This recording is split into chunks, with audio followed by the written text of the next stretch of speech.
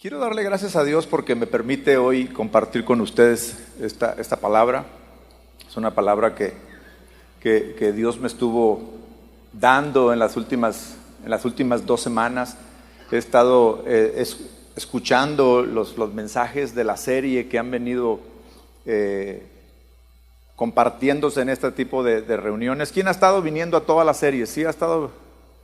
Escuché la última que escuché, que Manolo compartió, el reto, el desafío, el reto de ponerse de acuerdo, ¿no? Es algo realmente importante en nuestra vida matrimonial, en nuestra vida como pareja, y verdaderamente es todo un desafío, todo un reto el estar de acuerdo, porque pues ¿quién podría vivir junto sin estar de acuerdo?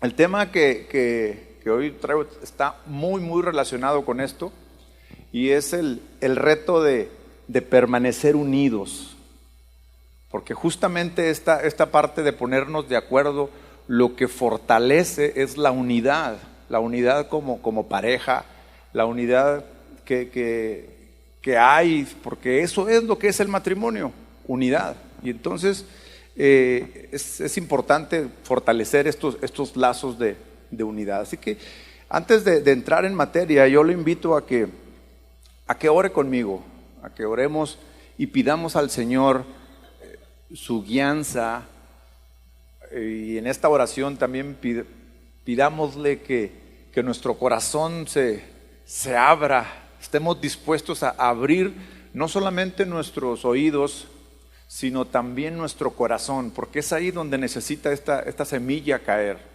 en esta tierra que puede ser dura, pero puede ser también muy fértil. Todo depende de la actitud con la que recibamos esta palabra. Así que yo lo invito a que ore conmigo. Señor, te damos muchas gracias. Eres bueno.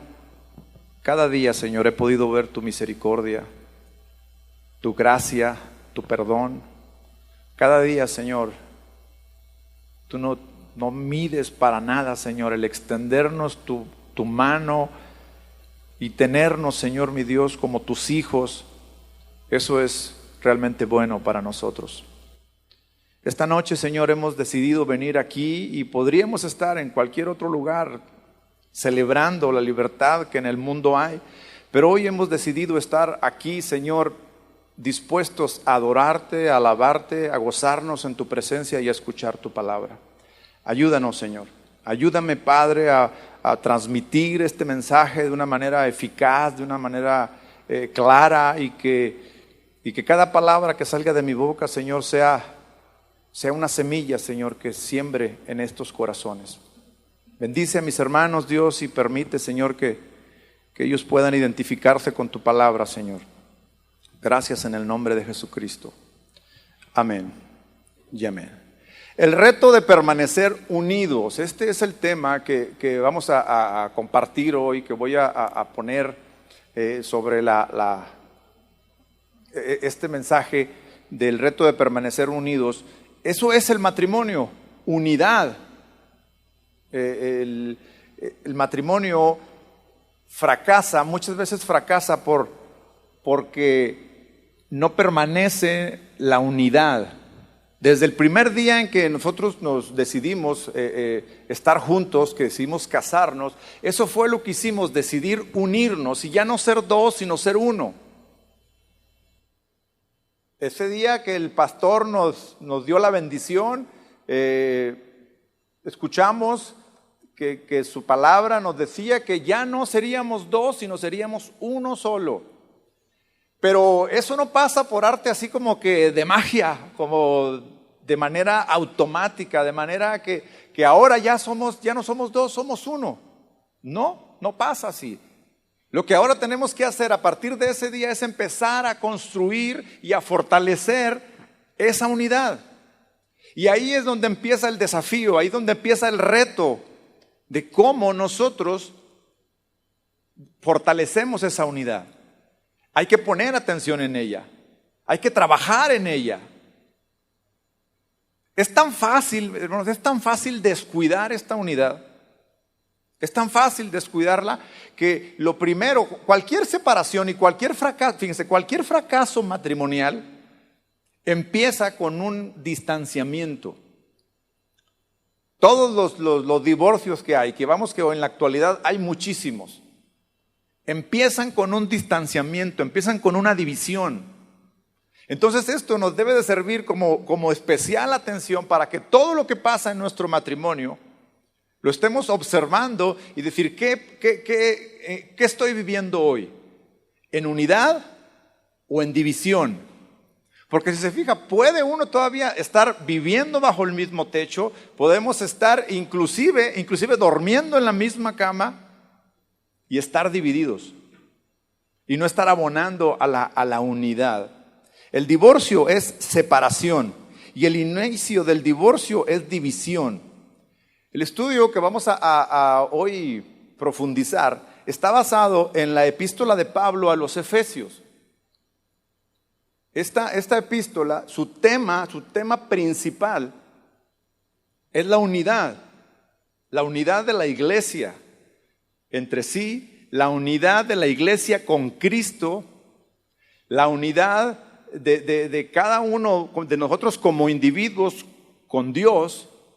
Si ustedes leen detenidamente esta epístola, esta carta, el centro es la unidad.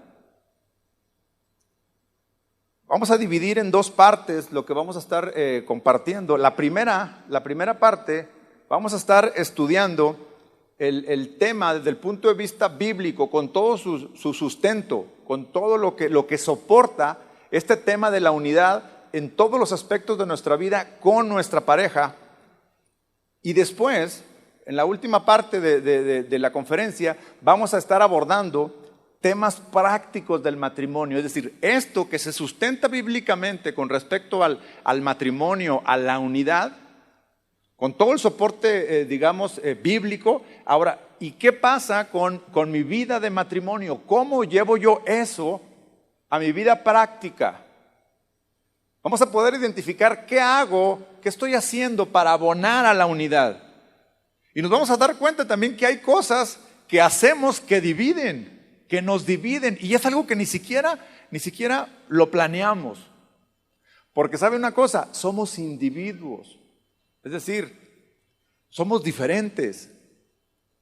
Porque la unidad no es lo mismo que ser iguales.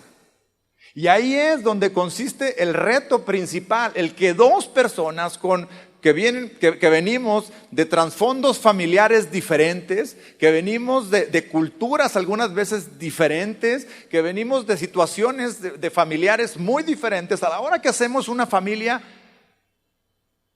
¿cómo le hacemos para unirnos? Y muchas veces ponemos como pretexto eso, es que en mi casa lo hacemos así, pero en la mía lo hacíamos de esta otra manera.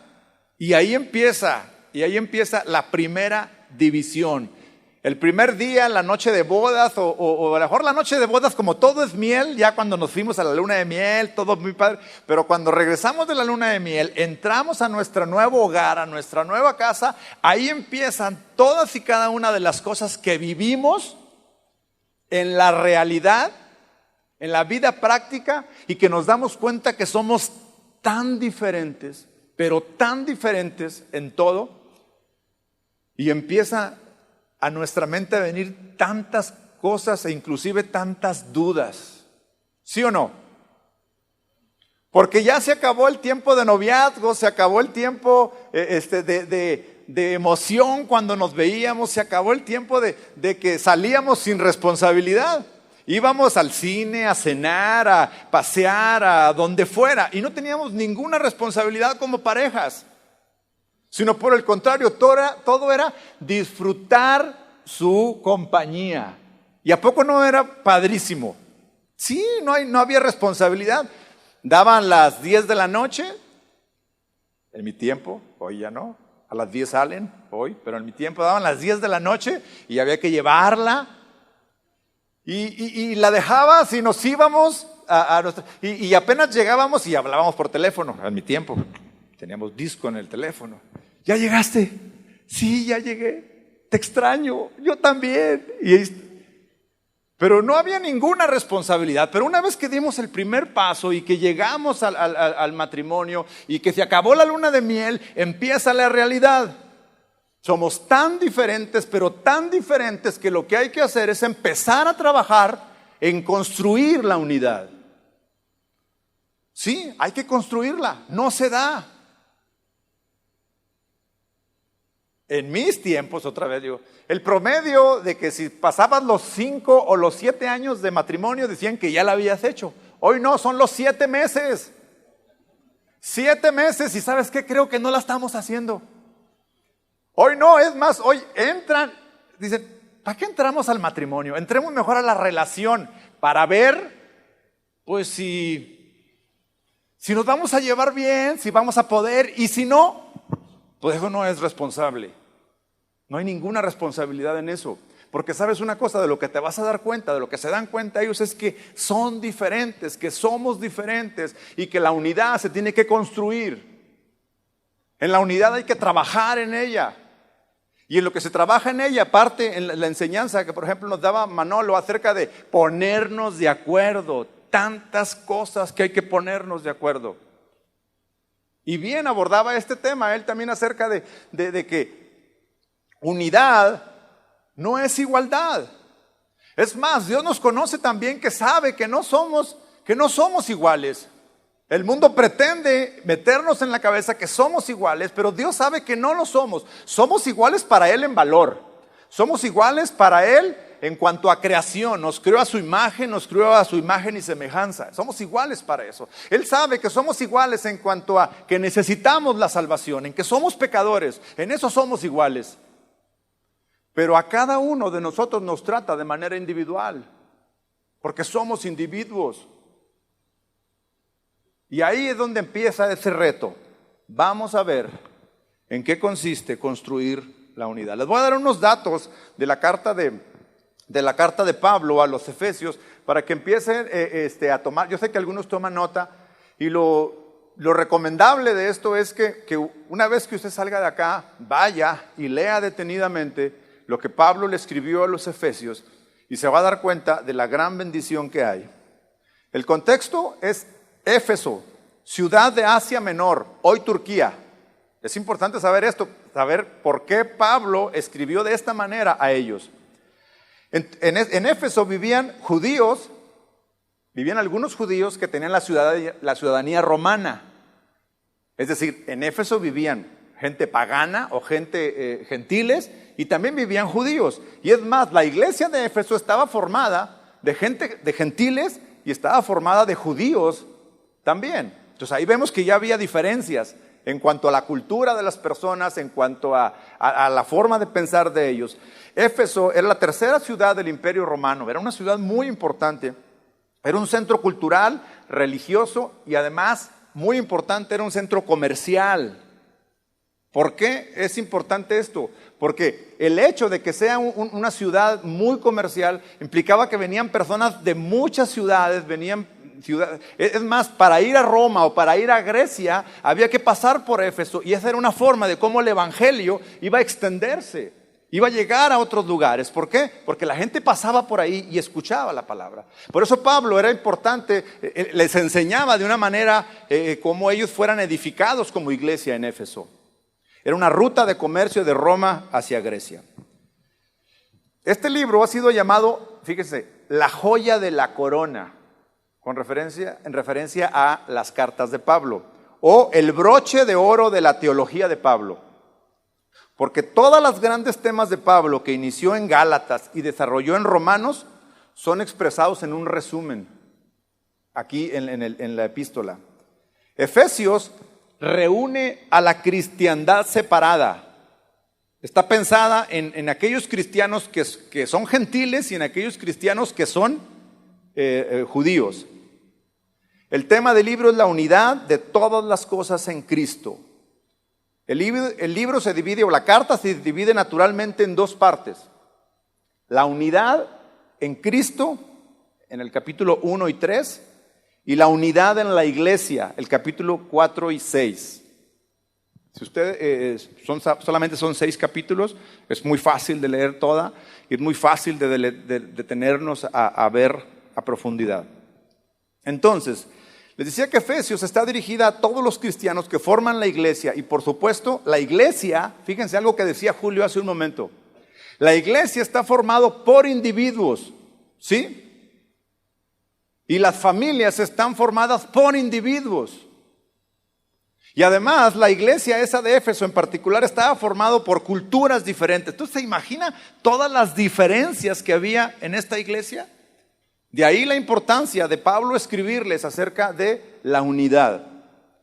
Y la carta incluye instrucción, fíjense, como habla a los cristianos, habla a la iglesia. En el capítulo 5, versículo 22, les habla a las casadas. Después en el versículo 25 les habla específicamente a los maridos. En el capítulo 6, versículo 1 les habla a los hijos.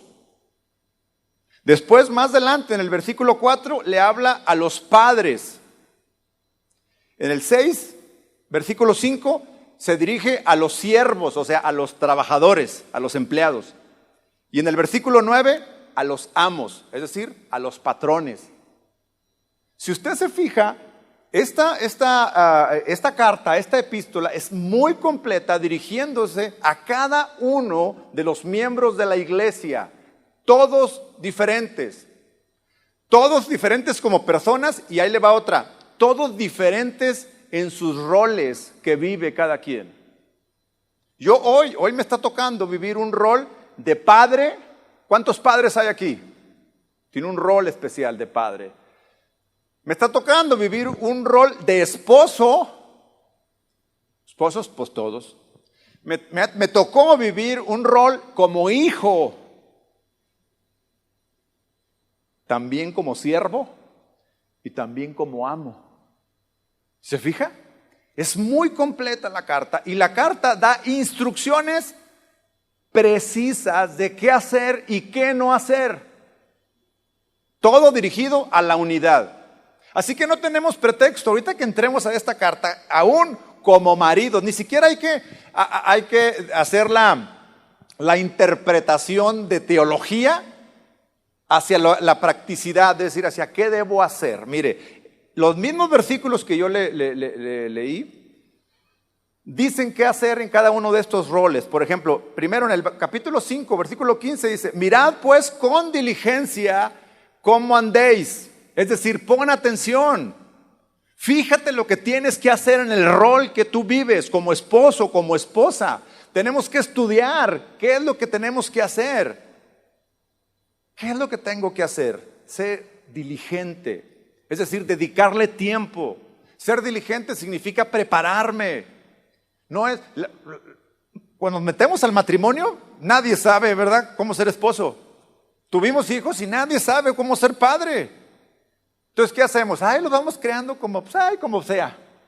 No, la palabra de Dios es clara, la palabra de Dios es precisa, la palabra de Dios es realmente rica en instrucción.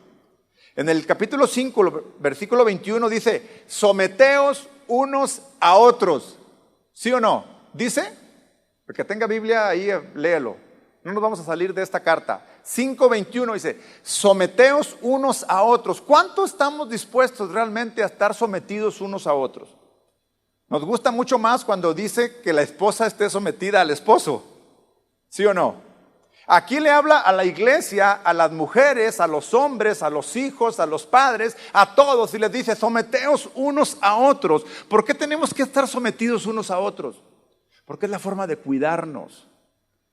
Es la forma de protegernos, es la forma de ayudarnos a crecer unos a otros. Pero hoy en día nadie quiere estar sometido a su esposo, nadie quiere estar sometido a su esposa. Hoy hay independencia, división. Y luego en el 22, a las casadas les dice: estén sujetas. Pero no es exclusivo de las mujeres, porque antes les dijo a todos: someteos unos a otros, ¿sí o no? En el 25 dice: maridos, amad a vuestras mujeres. Wow, amad a vuestras mujeres, amad. ¿Qué es eso? ¿Qué significa? Más adelante la epístola es clara en cuanto a qué es amar.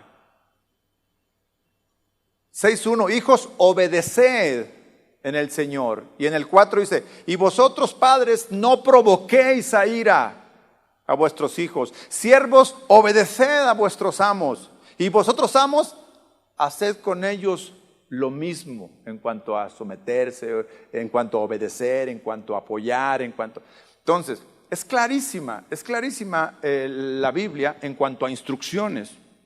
No tenemos ningún pretexto en decir, pues, es que no sé qué hacer en mi vida matrimonial para fortalecer la unidad. Vaya por favor a Efesios capítulo 4, ahí nos vamos a centrar. Efesios capítulo 4, en el versículo 1 al 6. Yo le voy a leer y usted sígame por favor en la lectura. Yo pues, preso en el Señor, os ruego que andéis como es digno de la vocación con que fuisteis llamados, con toda humildad y mansedumbre, soportándoos con paciencia los unos a los otros en amor, solícitos en guardar la unidad del Espíritu en el vínculo de la paz. Un cuerpo y un espíritu, como fuisteis también llamados en una misma esperanza de vuestra vocación, un Señor, una fe, un bautismo, un Dios y Padre de todos, el cual es sobre todos y por todos y en todos. ¿Sí nos queda clara el centro de esta carta? La unidad. Ahora, veamos algo. ¿La unidad en qué? La unidad de pareja, la unidad de iglesia, pero algo muy importante, la unidad en Cristo, en Cristo. Porque de algo debemos estar seguros, solos no podemos. Porque nuestra condición caída o nuestra condición de pecado, justamente lo que nos hace es caer en algo que se llama egoísmo y es el peor enemigo de los matrimonios, el peor de todos, el egoísmo. ¿Por qué digo que es el peor de todos?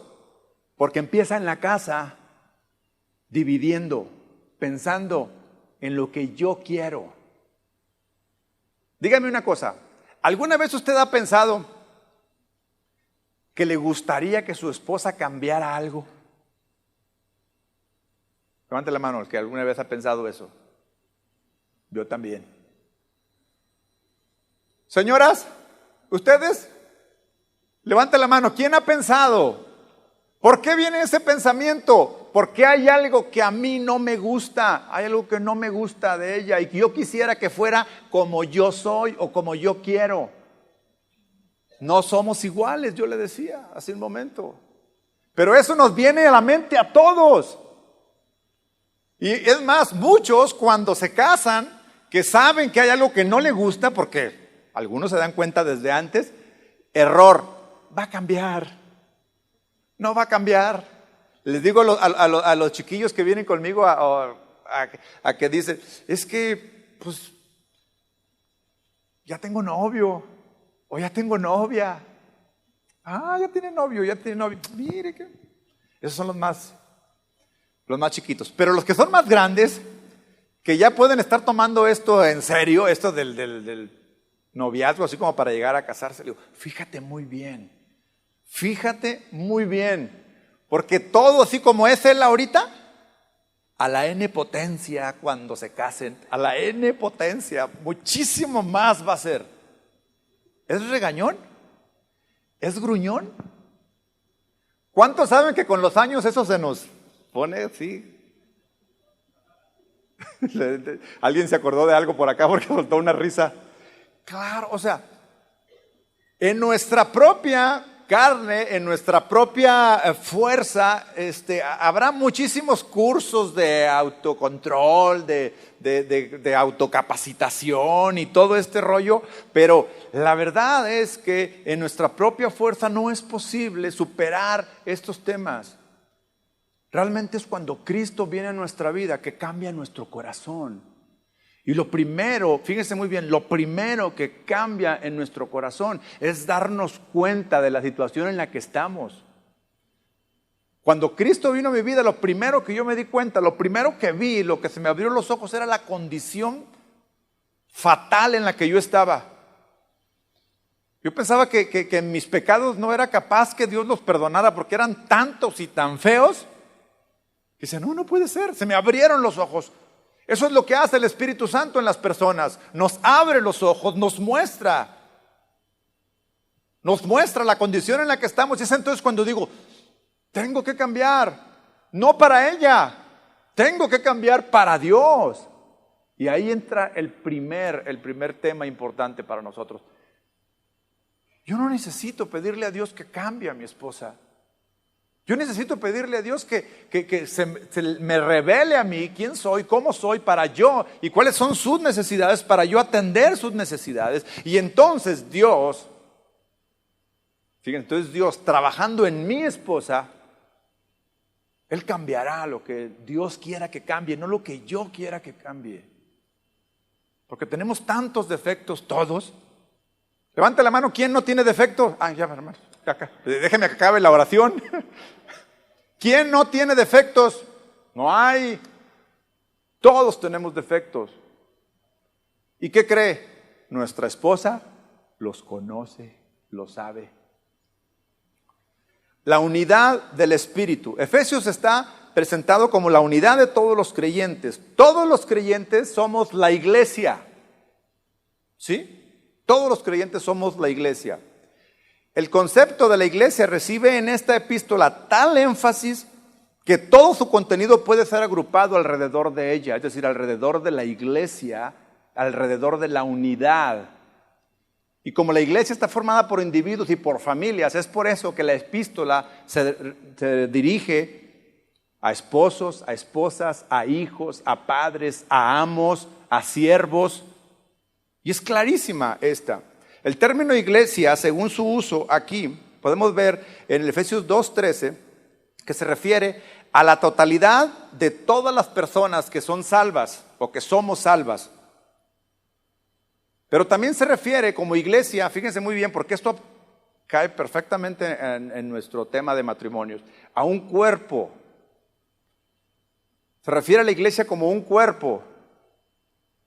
Se refiere también a la iglesia como un edificio, algo que tiene que construirse. Y viene a mi mente Mateo, el Evangelio de Mateo, en donde habla de las bienaventuranzas. Y luego, después de que da muchas instrucciones, al final, por ahí del capítulo 7, habla sobre construir una casa. ¿Se acuerda de esto? Sobre construir una casa y dice, ¿dónde debo de construir mi casa? Sobre una roca. ¿Por qué sobre una roca? Y esta roca, por supuesto, significa Cristo, representa a Cristo. ¿Por qué? Porque es en esa roca donde se puede edificar segura. Y dice, porque van a venir vientos, vendrán aguas y azotarán contra la casa. Pero aquel que fue insensato y construyó su casa sobre la arena, ¿qué dice que le pasó? Se la llevó. Se acabó la casa. Pero aquel que está construido sobre una roca, dice que seguirán viniendo los vientos, las aguas, pegarán fuerte. ¿Y qué dice? La casa permanece. Entonces aquí nos damos cuenta que esas pruebas que vienen, esos vientos, esas aguas, esas son las pruebas ¿de qué? A la unidad, a ese edificio que construimos. Y luego viene algo también en esta epístola en donde hace una referencia a la iglesia, y es en donde nos vamos a concentrar más, como esposa de Cristo. Esposa de Cristo.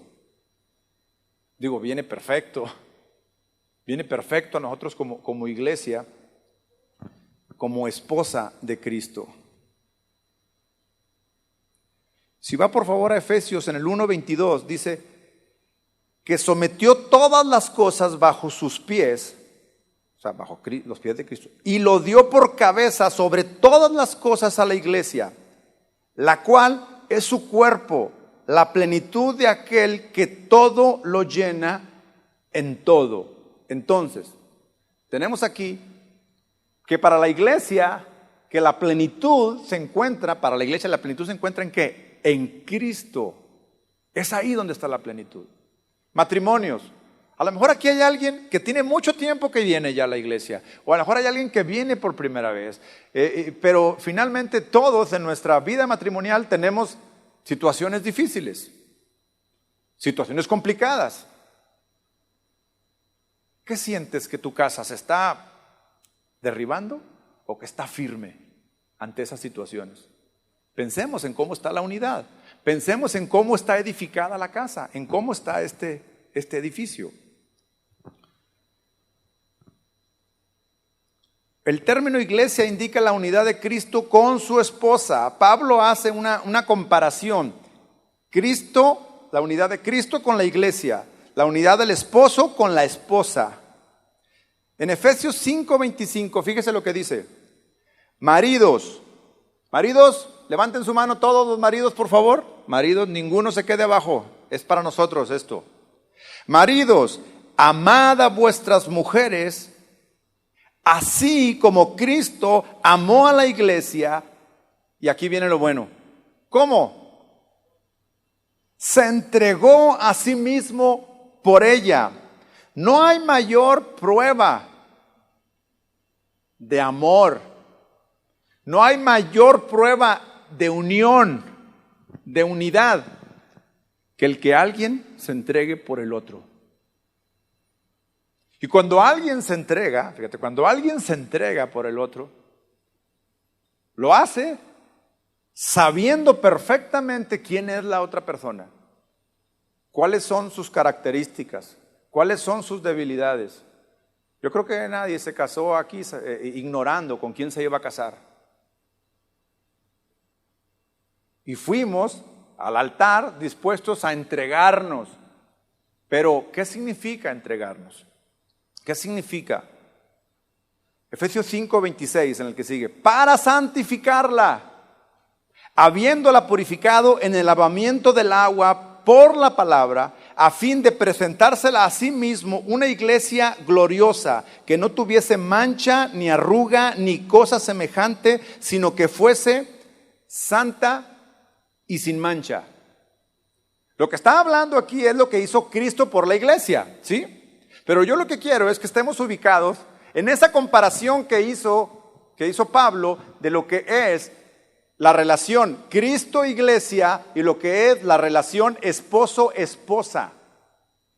Entonces, ¿podría yo santificar a mi esposa?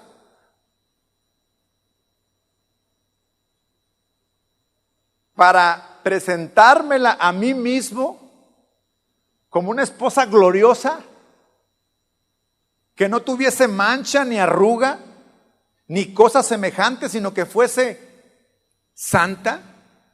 Bueno, pensemos qué significa santo. Santo significa apartado, para empezar. Santo significa que soy solo para alguien, que no puedo coquetear con otra cosa o con otra persona, que he sido santo. Cuando habla de una iglesia santa, habla de una iglesia que no tiene otro Señor sino Cristo. Habla de una iglesia que no adora a ningún otro Dios sino a Cristo. Ser santo significa no envolverse con el mundo para entregarse a Cristo. A ver, ahora traigámoslo a la vida matrimonial. Ser santo para mi esposa significa que no hay ninguna otra mujer para mí. Ninguna. Es más, no debería de haberla ni en el pensamiento. Jesús no lo aprueba, ni en el pensamiento. Ser santo para mi esposa significa que yo debo estar dispuesto para ella en cualquier momento, en cualquier situación. Soy apartado para ella. Ella es apartada para mí. Y ahí empiezan muchos problemas en las vidas matrimoniales. Porque eso implica negarse a sí mismo. Yo les dije hace un momento que el principal enemigo del matrimonio, o uno de los principales, es el egoísmo. Si yo quiero ser santo, tengo que negarme a mí mismo. Tengo que estar dispuesto a entregarme. Las palabras en este versículo para, en el versículo 26 y en el 27 dice a fin. Es decir, está diciendo claramente para qué, está diciendo claramente el objetivo para santificarla a fin de presentársela a sí mismo, santa, pura, sin mancha. Es decir, yo estoy también responsable de tenerla bien cuidada, de tenerla apartada, de que ella no tenga por qué voltear a ver a ningún otro hombre. Que ella encuentre a mí al varón, que ella encuentre en mí el proveedor, que ella encuentre en mí el hombre que ella necesita. Que ella encuentra en mí quien le ayuda a recoger algo, a levantar cosas pesadas o hasta cosas ligeras. Porque si yo no lo hago, ella va a ver, a lo mejor no va a ver al vecino como hombre, a lo mejor sí, pero de seguro va a ver que sí lo hace. Esto, va a ver que trata mejor a su esposa, va a ver que es caballero con ella. ¿Y sabes qué va a hacer? Te va a comparar. No hay nada peor que nos comparen. Mantenerla santa y sin mancha. En el 28 dice, así también los maridos deben amar a sus mujeres como a sus mismos cuerpos. El que ama a su mujer, a sí mismo se ama, porque nadie aborreció jamás a su propia carne, sino que la sustenta, la cuida, como también Cristo a la iglesia, porque somos miembros de su cuerpo, de su carne y de sus huesos. Esto dice de la iglesia. Y esto dice del esposo y de la esposa. Ahí va otra vez, léalo. Necesita grabarse en nuestro corazón. Así también los maridos deben amar a sus mujeres como a sus mismos cuerpos.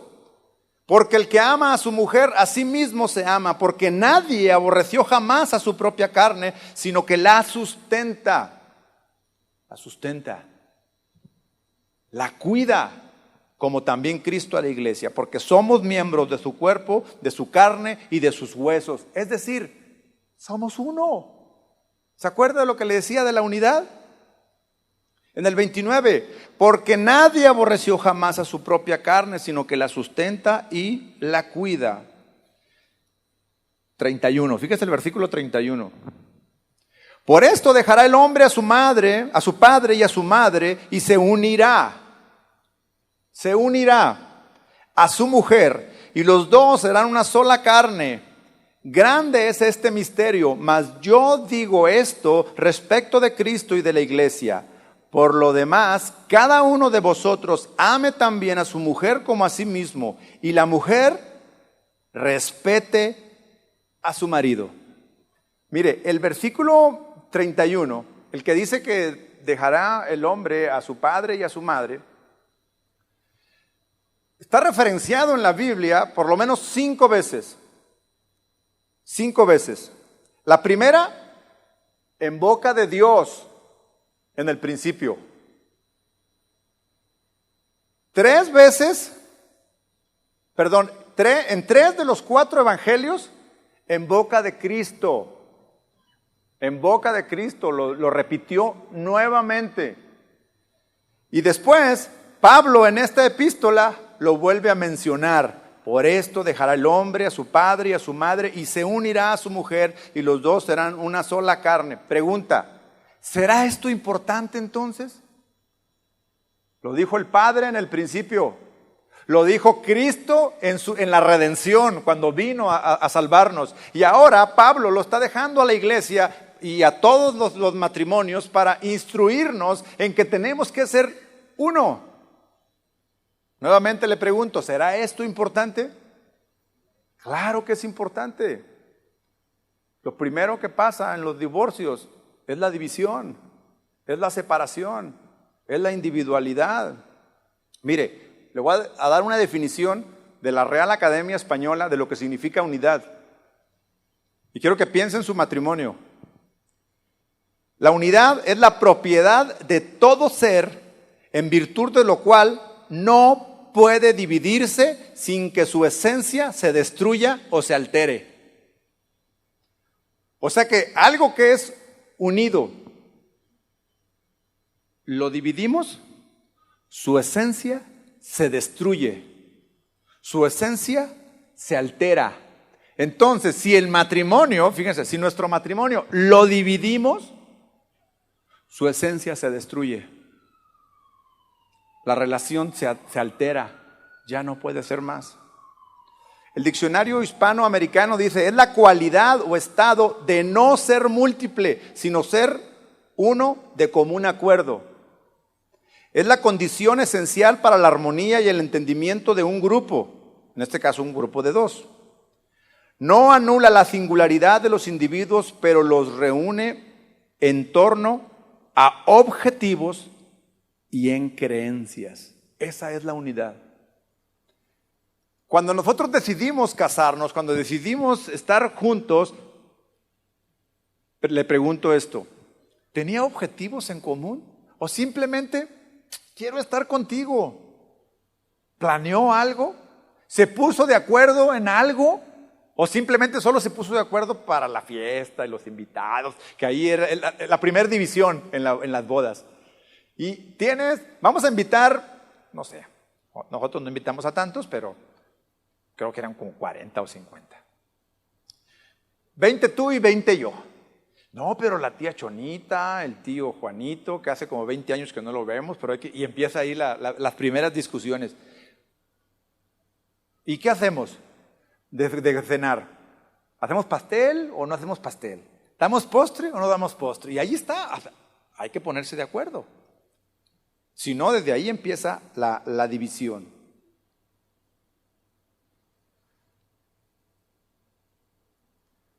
Para permanecer en unidad en el matrimonio y en la familia, es necesario estar de acuerdo. Si no estamos de acuerdo, no hay unidad. Recuerdo bien algo que escuché en la enseñanza de Manolo de hace algunas semanas. Si no estamos de acuerdo, creo que era el versículo de Amós que decía, ¿podrán dos andar sin estar de acuerdo? Sí, creo que sí era este. Y les preguntaba, ¿podrán? Y hacía algunas preguntas que algunos mismos no sabían contestar o qué contestar. Y algunos decían, no se puede. Sí se puede. O sea, de hecho hay muchos que así están. Que están juntos y no están de acuerdo. Que están juntos y están divididos. Pero algo que él decía, y me parece bastante acertado, es, ese matrimonio no va a ningún lado, absolutamente a ningún lado. Ni siquiera va a la destrucción porque ya está destruido. Fue algo que le pasó al pueblo de Israel en el desierto. No se quiso unir con Dios, no se quiso poner de acuerdo con Moisés en lo que Moisés les enseñaba de parte de Dios. ¿Y qué pasó?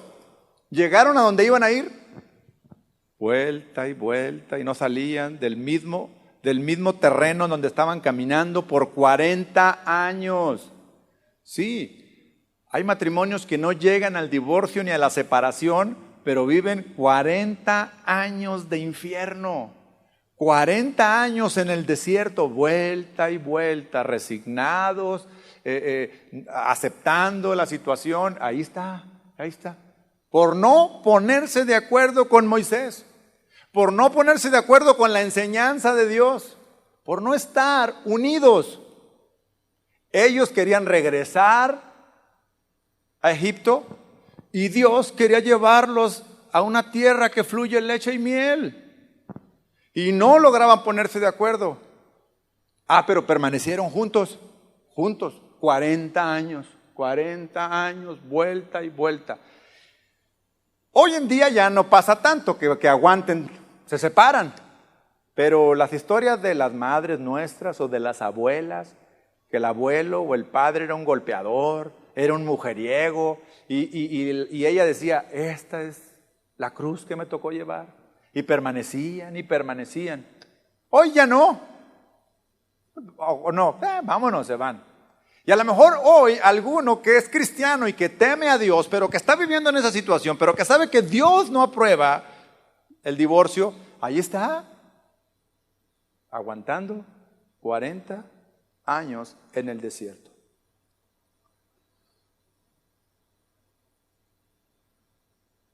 algunas diferencias que debemos de estar conscientes que tenemos. Voy a entrar ya a la parte más práctica. Creo que el sustento bíblico ha quedado bastante sólido y bastante firme de lo que significa estar unidos. Ahora, llevémoslo a nuestra vida práctica, a nuestra vida. Nosotros tenemos que darnos cuenta que somos diferentes para trabajar en esas diferencias y entonces fortalecer la unidad. Somos tan diferentes nosotros. Por ejemplo, nosotros somos muy prácticos los hombres y las mujeres son sofisticadas. Les gustan los detalles, les gusta, por ejemplo, nos estábamos poniendo de acuerdo qué traer hoy a la cena. ¿Qué traer hoy a la cena? ¿Y qué llevamos? Me dijo mi esposa. Ay, cualquier cosa, le dije yo. ¿Cuántos le dijeron a su esposa cualquier cosa? O ni siquiera, algunos ni cuenta se dieron de qué trajo su esposa, ¿verdad? Levanten su mano, míralo, muchos. ¿Qué llevamos? Cualquier cosa. No te preocupes por esas pequeñeces, le dije. No, ¿cómo crees que cualquier cosa? Me dijo, ¿cómo? Hasta le habló a sus amigas de aquí, oye, ¿qué vas a llevar? Y tú esto, y yo llevo lo otro, ¿llevo dulce o llevo salado? O sea, toda una estrategia atrás de qué traer de cenar hoy. Y yo, ay, cualquier cosa, es más, llévate una pasta así, mira, pensando en que una pasta, calientas agua, avientas la pasta, hierve, le pones sal, ¿verdad? ¿Cómo pasta? Me dijo, ¿cómo crees que pasa? Tenemos que llevar algo mexicano, de acuerdo a la ocasión. Pues unos frijoles, le dije, mexicano. ¿Y qué dice? Unos frijoles a la charra, tocino, salchicha, chile. Échale mucho chile, le dije, mucho chile, porque a los hermanos les gusta el picante. A mí no, pero... Entonces yo le decía unos frijoles refritos, mantequita y para que embarren en la tostada y ya.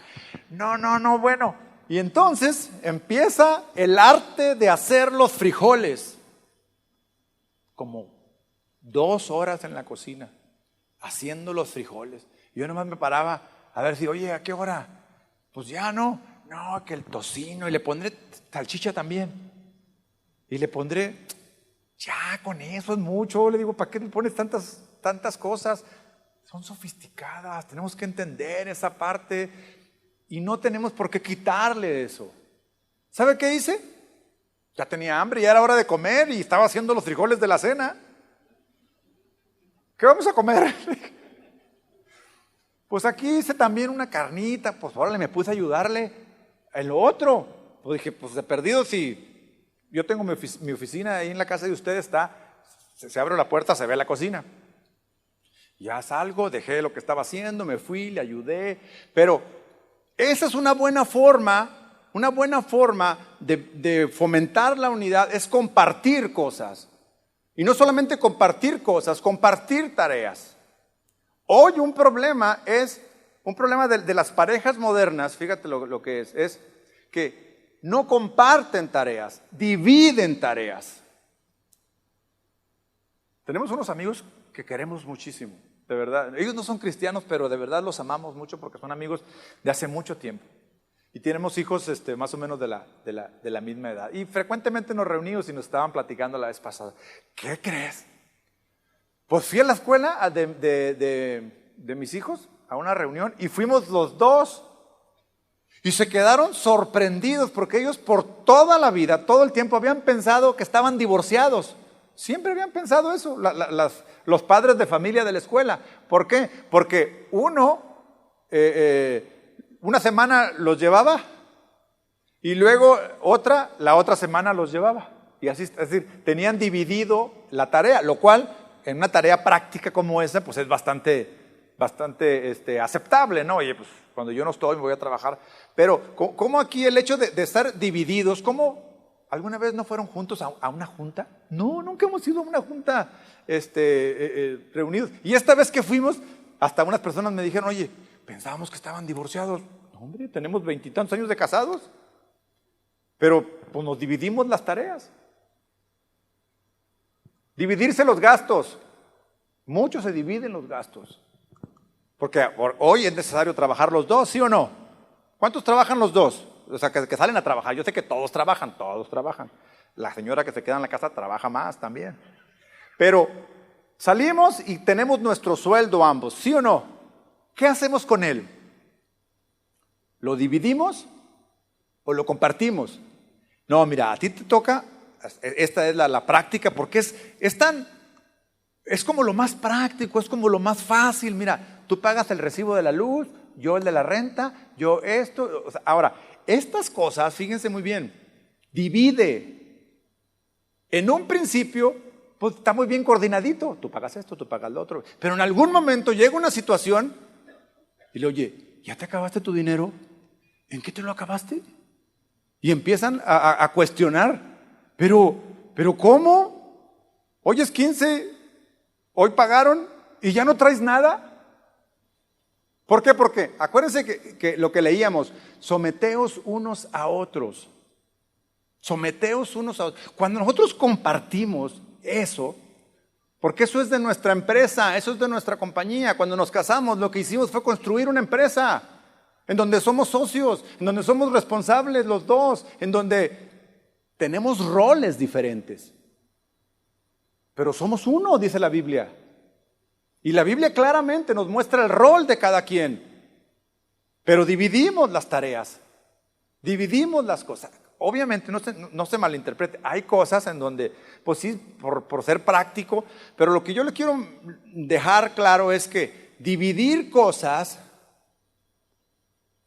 dividir tareas o dividir no ayuda a la unidad. Si yo me equivoco en algo, cuando tengo la tarea dividida, yo solo soy responsable. Y entonces el otro fácilmente señala. El otro fácilmente dice, eres tú el culpable, es que tú no estás cumpliendo. Si nuestro matrimonio se viene abajo, es responsabilidad de ambos, no solamente de uno. Nosotros nos concentramos, los hombres, en una sola cosa y ellas pueden hacer muchas cosas. Señoras, no nos exijan más de una cosa a la vez, por favor. No podemos. Estamos bloqueados en una sola cosa, no podemos. Somos inútiles para eso. ¿Me estás oyendo? No podemos más que una sola cosa a la vez y tengo que terminar esto para poder ir a hacer lo otro. Mi mujer no.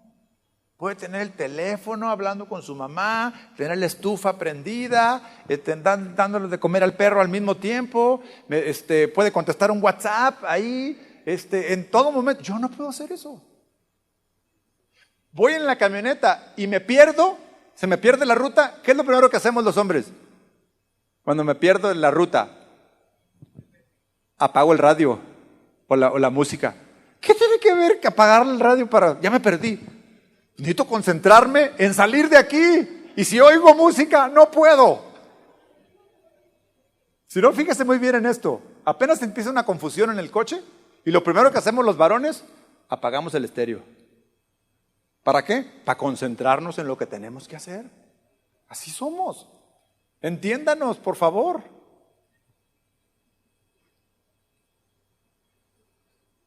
Algo importante es que ser independientes, fíjese, dividir cosas, hace que cada quien tenga sus propias metas. Eso divide. Yo escucho a nuestros jóvenes que ya terminaron su universidad, que ya son de novios, que ya están próximos a casarse, y hay quien, no, pues es que yo me quiero ir a estudiar mi doctorado, o me quiero ir a estudiar mi maestría, y otros, no, sí, ya están en edad de casi todavía cada quien tiene sus propias metas, en lugar de estar pensando en las metas en común, porque ya eso es un noviazgo en serio, un noviazgo que va para adelante. O sea, ¿por qué no ponemos nuestras metas juntos? Misma meta. ¿A dónde? Y yo lo invitaría a decirle, oye, ¿cuál es la meta que usted tiene para su familia? ¿A dónde quiere llevar a su familia? Piénselo. ¿Alguna vez le ha dicho a su esposa cómo le gustaría que fueran como familia? Algunas hermanas lo añoran, que nos sentáramos a platicar.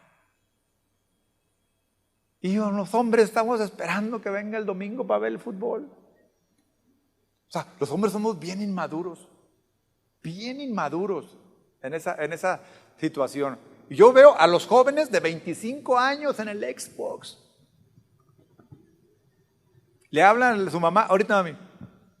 Y las muchachas de 25 años ya están pensando con quién se van a casar. Y voltean a ver y dicen, con este inútil, que todavía le gustan los juegos del Xbox y del... ¡Qué inmadurez! De verdad, a nuestros chavos de mayores de 20 años tienen Xbox, algunos tienen todos, Xbox, el PlayStation, el del uno chiquito que va ahí. Tienen juegos en el celular. O sea, qué inmadurez. Cuando la mujer está pensando que le diga a dónde la va a llevar, no a dónde la va a llevar a pasear, sino a dónde va a llevar a la familia, dónde quiere verse, cómo quiere a sus hijos educarlos, dónde vamos a vivir, por cuántos años vamos a estar aquí con tu mamá y luego nos vamos a ir, ¿cuánto? Ya, sácame de aquí, de la casa de tu madre. Se oye muy feo, ¿verdad? Y ahí está. ¿Por qué no nos ponemos de acuerdo y por qué no platicamos de esto? Porque somos inmaduros los hombres, porque no conocemos que la mujer tiene una necesidad, fíjate muy bien, una necesidad de seguridad. Pues sí, mira, si cada día 15 nos pagan, algunos cada semana, ya con eso estamos acá. A ver, ¿quieres superarte? ¿Quieres seguir teniendo tu familia así o realmente quieres llevarla a otro nivel? Y estoy hablando ahorita de puras cosas seculares. ¿Pero qué me dices de la vida espiritual de la familia? Mi esposa y yo frecuentemente platicamos de la vida espiritual de nuestros hijos. Porque ellos son jovencitos. Porque ellos son inmaduros. Porque nosotros somos responsables de a dónde los queremos llevar en cuanto a la enseñanza, en cuanto a los valores, en cuanto a los principios, en cuanto a la enseñanza de la palabra. Lo que ellos decidan hacer después con su vida, ese va a ser un problema de ellos con Dios. Pero mi responsabilidad es enseñarlos, es instruirlos, es disciplinarlos, es cuidarlos, es alimentarlos. O sea, esa es mi responsabilidad y créanme, no es algo para tomar a la ligera. Eso es una gran responsabilidad. ¿Platicamos de eso? ¿Nos ponemos de acuerdo de eso?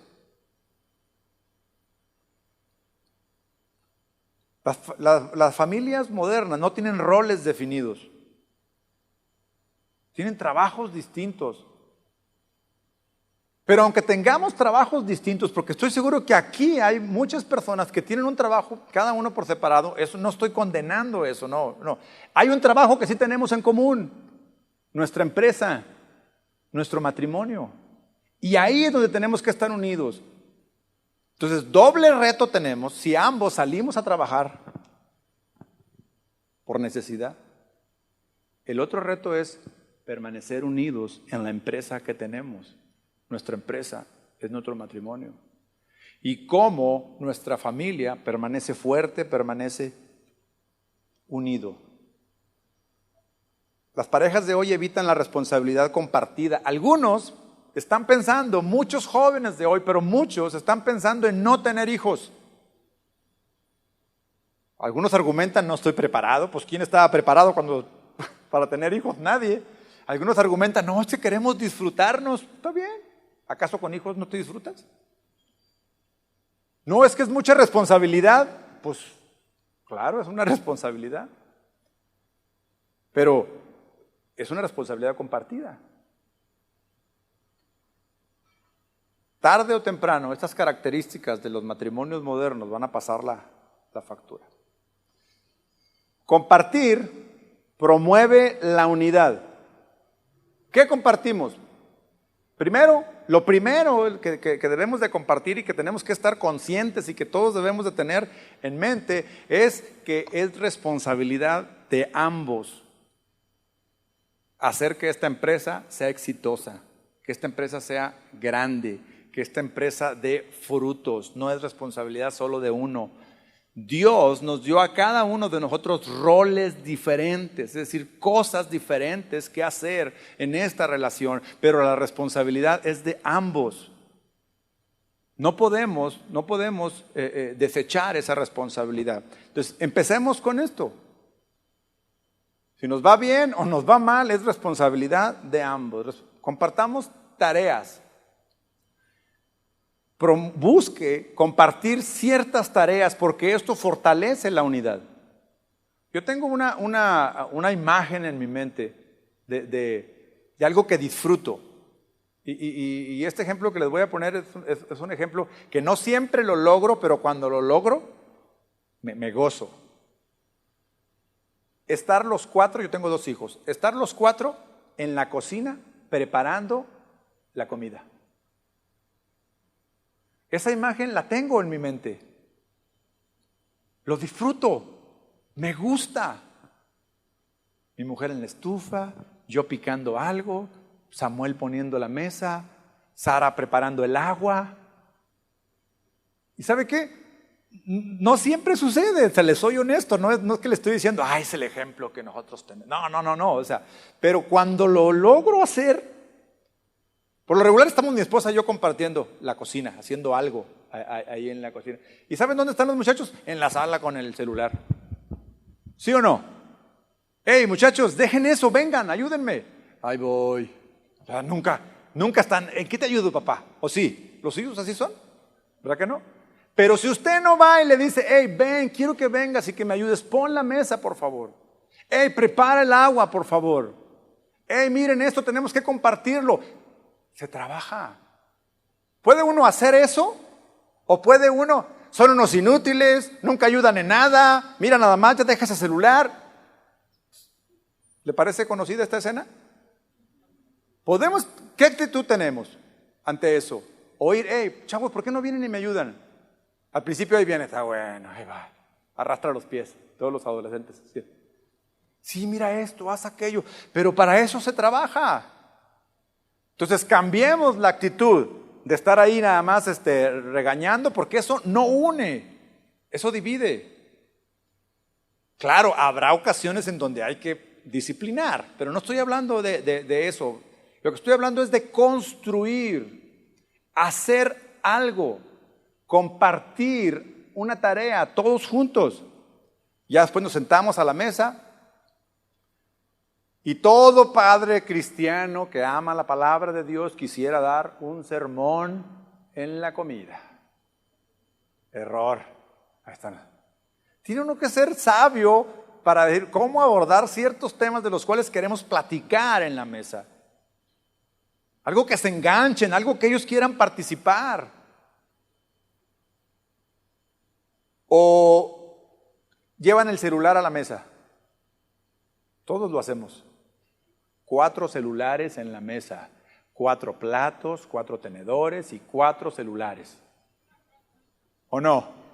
En mi caso 4, pero si ustedes son más. Tenemos que buscar hacer cosas juntos y eso no ayuda. Eso no ayuda. Tenemos que tener metas en común. Tenemos que dedicar tiempo. Conforme los hijos van creciendo, mis hijos ya me empiezo a decirles adiós. Ya me empiezo a hacer a la idea, por lo menos. 18 y 22. Cada vez está más cerca. Si no aprovecho este tiempo, olvídelo. Si no aprovecho este tiempo para dejarle algo que le deje huella, algo de lo que se acuerde. De los momentos agradables que me acuerdo con mi padre, él nos llevaba a pescar.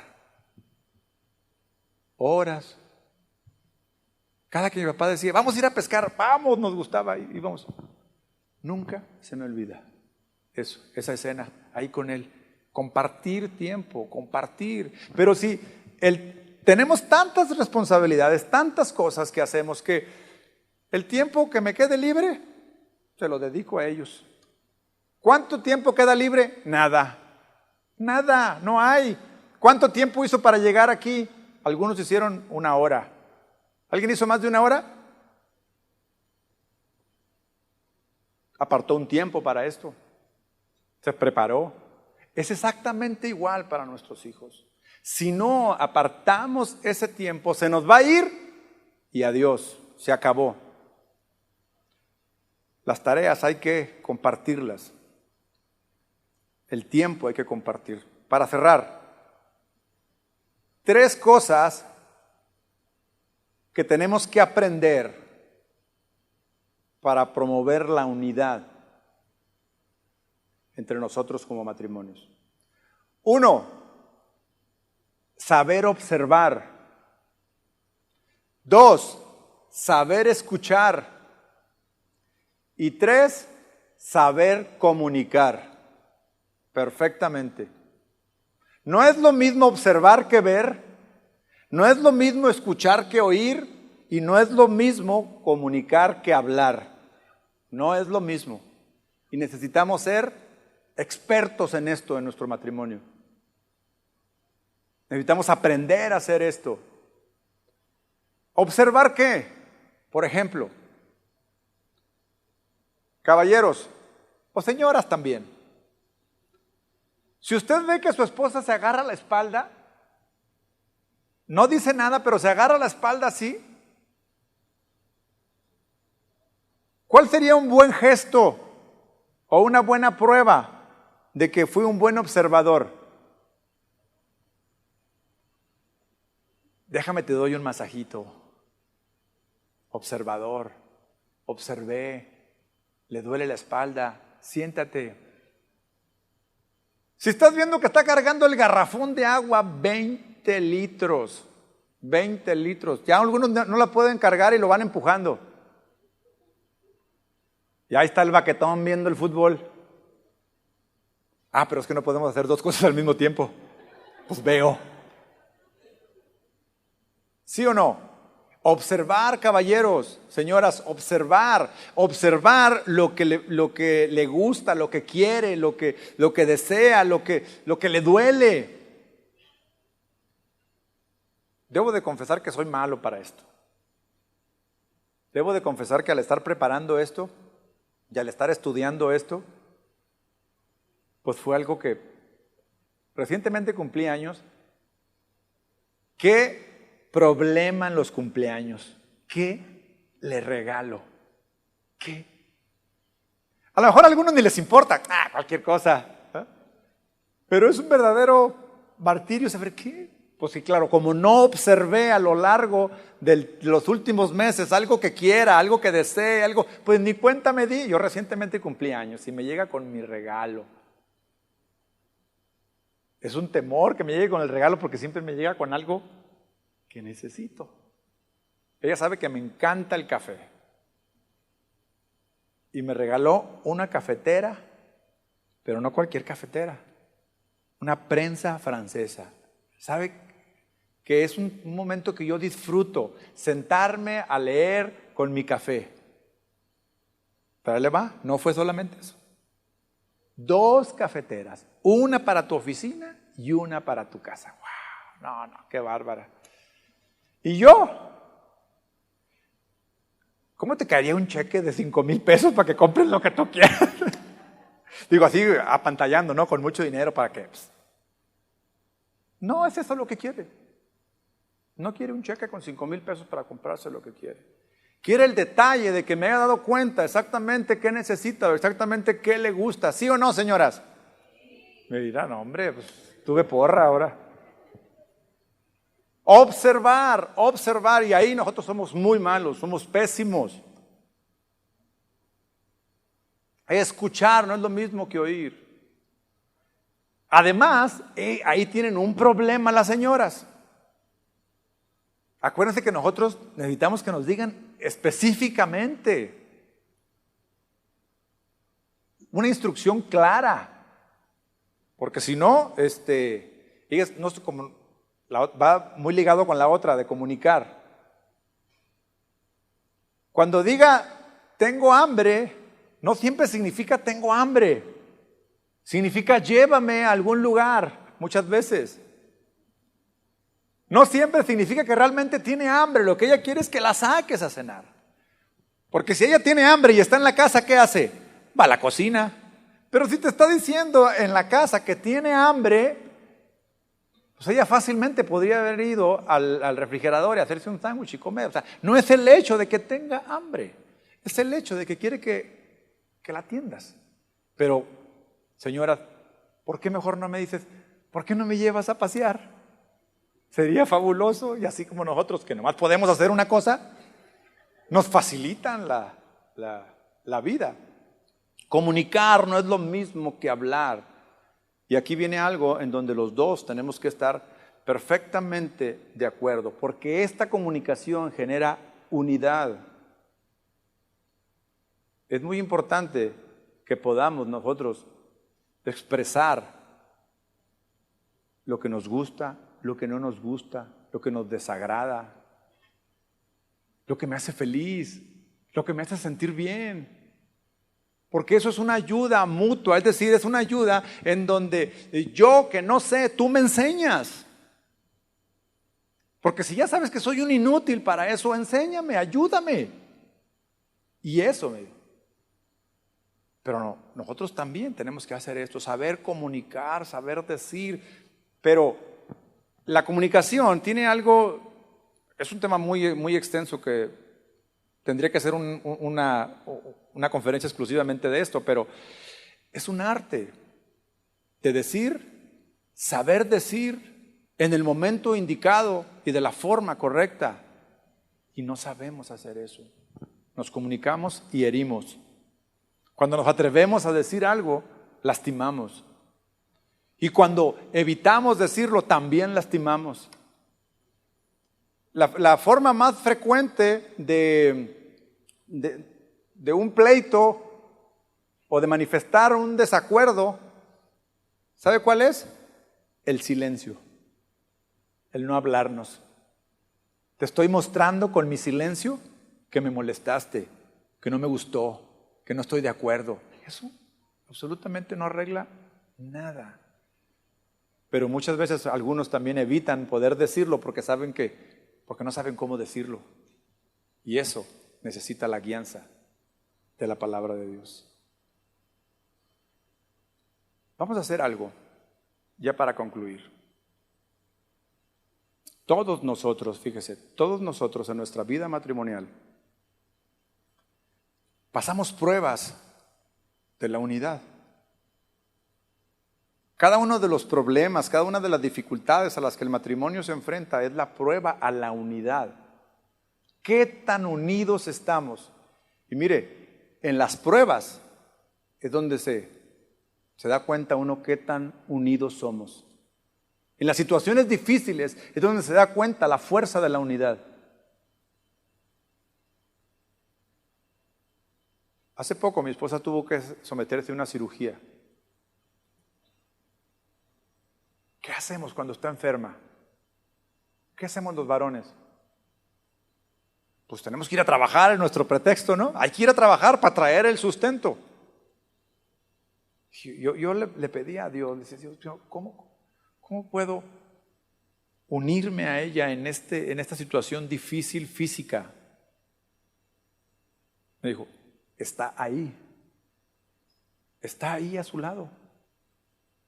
Me moví, pedí vacaciones, hice a un lado cualquier cosa. Para estar ahí no necesitas hacer nada más. Porque cuando nos casamos dijimos en las buenas y en las malas. Y esas malas significa en la salud. A estar ahí. Recientemente ministré a una persona porque su marido la dejó. Porque se enfermó de cáncer. Y entró en una etapa muy complicada. Y con el pretexto de este hombre de que no sabía qué hacer, la abandonó. La abandonó. Imagínese. Abandonar cuando más lo necesita. Cuando más lo necesita. Ahí es donde hay que estar. Ahí es donde se prueba la unidad. Cuando el problema está más fuerte, cuando la situación es más difícil, es donde hay que estar a un lado. donde hay que soportar, en donde hay que meter el brazo, el hombro para que no caiga ella, o hay que meter el hombro para que no caiga él. Donde está, es la prueba de la unidad. Dios hoy nos habla muy fuerte y muy claro de lo que tenemos que hacer y lo que tenemos que dejar de hacer para permanecer unidos, para que no se rompa esta unidad. Es cuestión de qué tan obedientes queremos ser a la palabra de Dios. Póngase de pie, por favor. Vamos a hacer una oración. Porque probablemente, yo no sé, yo no los conozco, pero probablemente hoy hay matrimonios que han venido prácticamente a punto de la ruptura de la unión. Algunos ya ni siquiera están juntos, muy probablemente. Entonces, ¿qué hacer? Yo te voy a decir qué hacer. Dejar que Cristo venga a tu corazón. Unirte en primer lugar a Cristo. Es lo que enseña Pablo, a estar unidos, un solo cuerpo, un solo ser, primero con Dios y después con nosotros, porque con nuestra pareja, con nuestra esposa. Porque la única solución que tiene la ruptura matrimonial se llama Jesucristo. Y algunos no han querido recibir a Jesucristo en medio de su matrimonio. Algunos han querido seguir llevándola en su fuerza, en su sabiduría, sin dejar que entre Dios. Así que cierra tus ojos.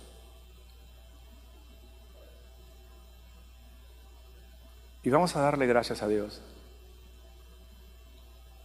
Y si alguien quiere de verdaderamente que oremos especialmente por alguien, hay muchos matrimonios aquí que pueden ayudarlos, pueden ministrarlos, pueden orar por ustedes. Ya sea si gusta aquí o al final manifestar su necesidad, podemos orar. Señor, te doy gracias. En primer lugar, Señor, te pedimos perdón por nuestros errores. Te pedimos perdón, Señor, por haberte sacado de nuestra vida matrimonial. Necesitamos de ti, Señor. Sin ti no podemos, Padre. Sin ti, Señor, mi Dios, es imposible. Yo te pido, Señor, que tu Espíritu Santo hoy, Señor, venga a cada uno de los corazones aquí presentes, Señor,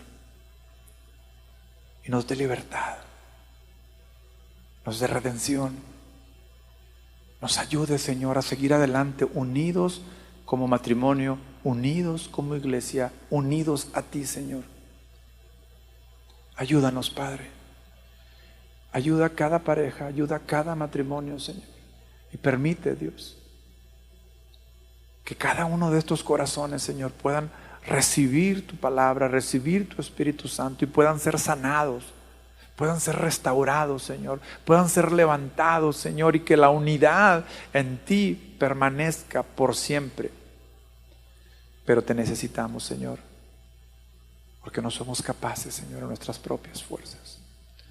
Tú conoces a cada uno de los que hoy están aquí presentes. Tú los conoces. Toca sus vidas. Toca sus corazones, Señor. En el nombre de tu Hijo Jesucristo te doy gracias. Amén y amén.